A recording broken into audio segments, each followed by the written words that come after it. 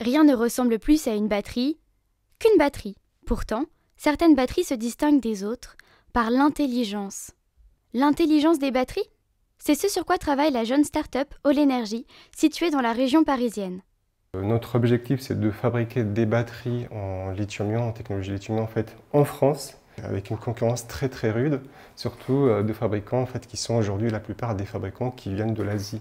Quand on parle de batterie lithium-ion, on commence d'abord par la cellule. C'est un élément élémentaire qu'on va assembler ce qu'on appelle un assemblage série parallèle pour former le pack batterie. À l'intérieur de ces batteries, il y a du lithium, qui n'est pas une ressource rare. Pour augmenter les performances, des composants rares et parfois polluants sont associés au lithium. Il faut savoir qu'aujourd'hui, on a des solutions alternatives qui permettent de constituer des batteries complètement éco-conçues à des degrés de recyclabilité extrêmement élevés. C'est pour ça qu'on a fait des choix avec des structures notamment en lithium fer phosphate. L'association lithium-fer-phosphate permet de réaliser des batteries sûres, de grande longévité et plus écologiques. La première étape quand on va commencer à fabriquer une batterie, c'est de trier les cellules. Et du coup, la machine va mesurer très rapidement la tension et la résistance interne des cellules. Et ensuite, elles vont être triées pour être sûres de fournir aux clients des batteries de la meilleure qualité possible. C'est une machine qui nous permet d'assembler les cellules. Le programme de soudage se fait automatiquement en fonction du programme qu'on a rentré dans la machine.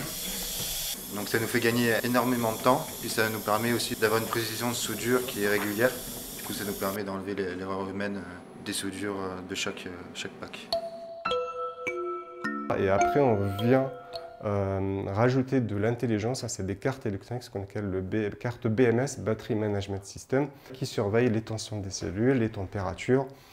Ils mesurent les courants, ils calculent l'état de charge de la batterie et connectent ou déconnectent la batterie. C'est le cœur de l'intelligence qui va assurer les performances et surtout la sécurité des batteries lithium-ion. Cette gestion fine va permettre de doubler, voire tripler la durée de vie des batteries. L'intérêt est économique, mais aussi écologique. On a plusieurs typologies d'applications.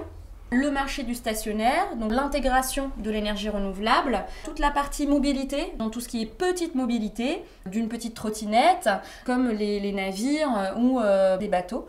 Après, ce qu'on appelle la servitude ou le système auxiliaire, par exemple dans un camping-car pour l'éclairage, pour la partie frigo, etc. Et après, les équipements spéciaux, par exemple pour le médical, la robotique agricole, télécom ou la défense. Voilà. Ça, c'est ce qu'on appelle un Oasis Café. On va l'installer sur la dalle de la Défense, donc à Paris La Défense. Et ça va être une batterie qui va alimenter un coffee truck. Et le soir, on va recharger la batterie sur le réseau électrique.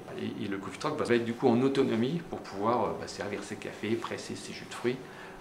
Tout au long de la journée. Et là, dans cet objet, vous avez 8 heures d'autonomie d'un coffee truck, donc c'est beaucoup d'énergie. On pourrait imaginer dans un deuxième temps d'ailleurs aller chercher l'électricité sur des panneaux solaires. Pour l'instant, ce qui va être fait, c'est sur le réseau.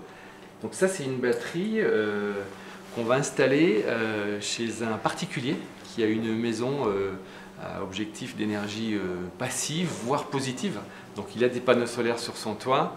Et donc c'est vraiment la fonction principale d'une batterie quand on est dans les énergies renouvelables, et c'est notre objectif.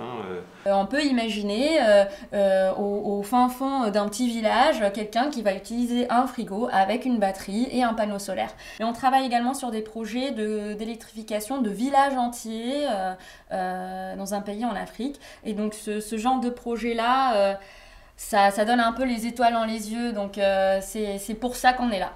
La maîtrise de nombreuses technologies, dont les énergies renouvelables, passe par la maîtrise des batteries. Évidemment, on ne peut pas fabriquer une batterie générique qui aurait des réponses à toutes les applications. Le véhicule électrique, le bateau, les énergies renouvelables, le bâtiment connecté, le réseau électrique intelligent. Une batterie, c'est la rencontre entre le monde de l'électrochimie, avec la cellule lithium, et le monde de l'électronique, et aussi ensuite après des datas. Donc c'est une batterie, celle-ci, qui peut être mise en série sur un très grand nombre, c'est-à-dire qu'on peut potentiellement monter jusqu'à 1000 volts de ces batteries. Et c'est des batteries qui ont un BMS qui a la particularité d'être communicant et qui peut transférer, soit avec fil ou soit même sans fil, des informations. Et du coup, toutes les batteries peuvent communiquer ensemble pour travailler ensemble. Et elles peuvent également, du coup, les informations peuvent être transférées à notre plateforme All-in-Peps, qui, elle, peut gérer du coup, de façon cloud l'ensemble des parcs de batteries. C'est une plateforme digitale, c'est-à-dire c'est un ensemble de serveurs, de logiciels, qui peut être vu sur, on va dire, 3 parties. Il y a une partie qui connecte en fait l'ensemble des informations des appareils qu'on appelle en fait l'Internet des objets. Ensuite, il y a une partie de gestion des données et d'optimisation. Donc la batterie, elle va peut-être décider de charger maintenant, de décharger jusqu'à un certain niveau, de ralentir son fonctionnement. Et c'est comme ça qu'on arrive à augmenter l'ensemble des performances de la batterie dans le temps. Et puis il y a une autre partie qui est évidemment envoyée vers les utilisateurs. Ils veulent savoir, par exemple, si leur batterie elle fait le bon job au bon moment. Ils veulent savoir en fait si leur production solaire en fait, permet d'économiser de l'énergie, donc de l'argent sur leur installation. Et ça permet en effet d'avoir effectivement une forme d'apprentissage qui dépasse en fait les capacités humaines. Et donc, toutes les batteries finalement réparties sur le globe vont garder un lien entre elles via notre plateforme de supervision digitale et ensuite vont bénéficier de l'apprentissage qu'on aura fait sur les différentes batteries réparties dans le globe. Les batteries ne sont pas toujours individualistes. Elles peuvent aussi fonctionner collectivement. Alors, elles ne sont pas intelligentes ?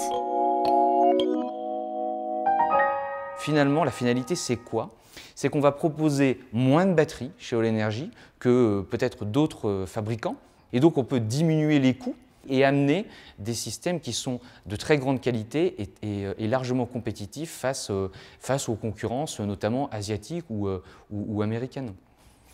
Ça, c'est un peu la réponse française à ce marché qui est quand même extrêmement important d'un point de vue souveraineté énergétique.